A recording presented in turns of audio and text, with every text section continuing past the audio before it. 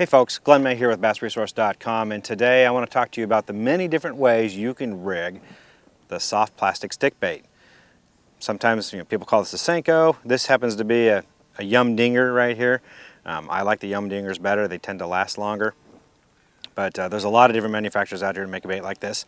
But there's a lot of different ways to rig it and use it. So today I want to show you a couple different ways to do that. The first one, the most common one, is to rig it weightless Texas rig. So I've got here just a 2/0 hook here, extra wide gap hook.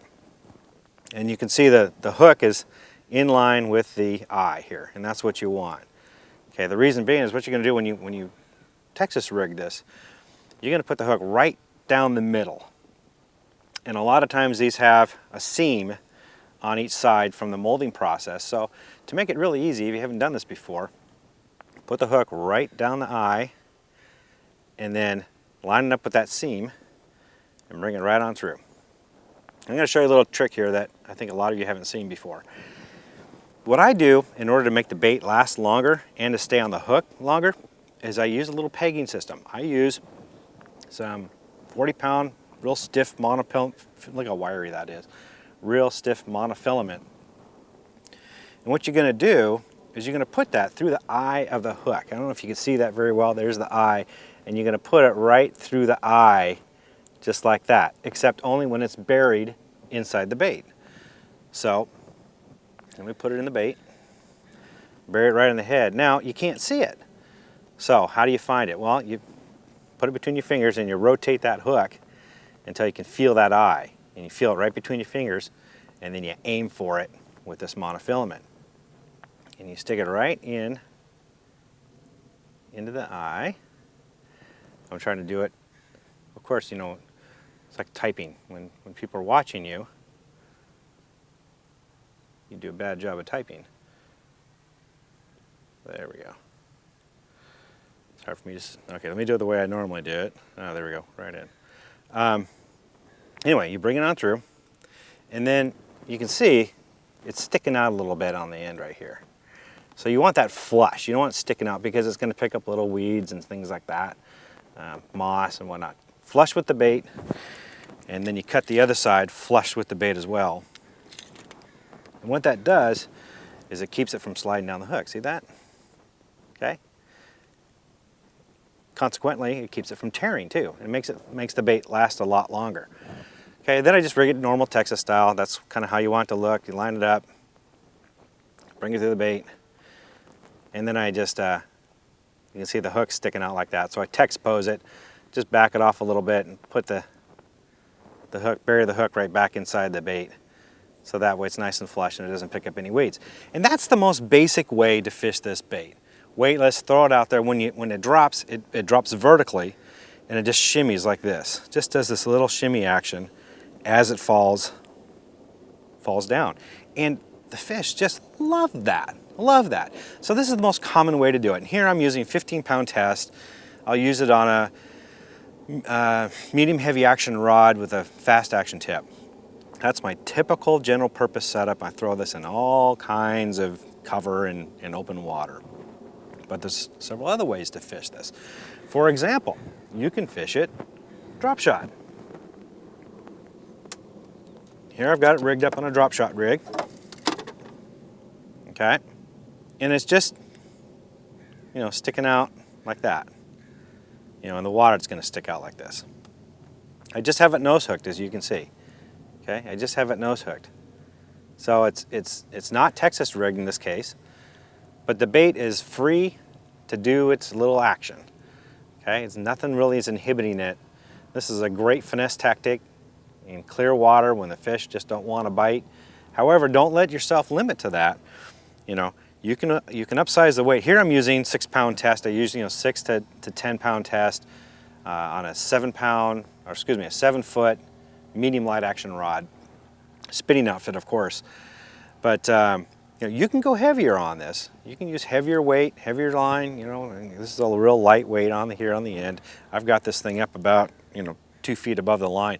I like my drop shot that way.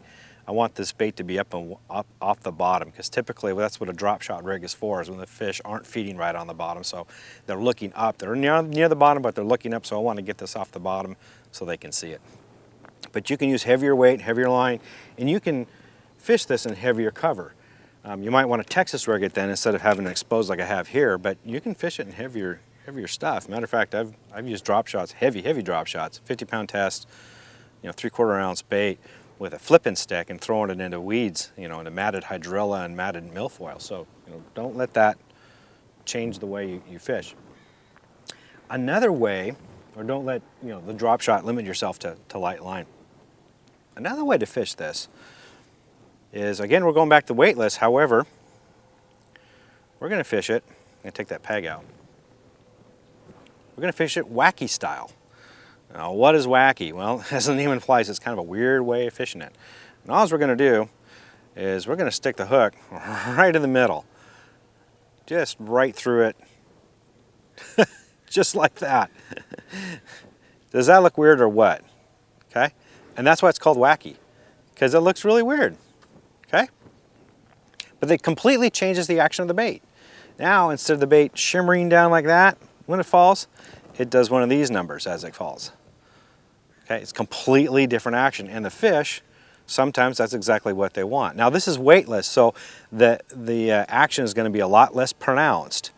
It's not going to be super, but what you can do is you can use weighted jig heads, or weighted heads that can will make it fall faster and will cause that action to be a lot faster. So what I like to do, I've experimented a bit, and I've discovered that you don't have to get a wacky head, a wacky jig head. There's some out there you can buy, but I've learned that the fish don't care. They really don't care what it looks like.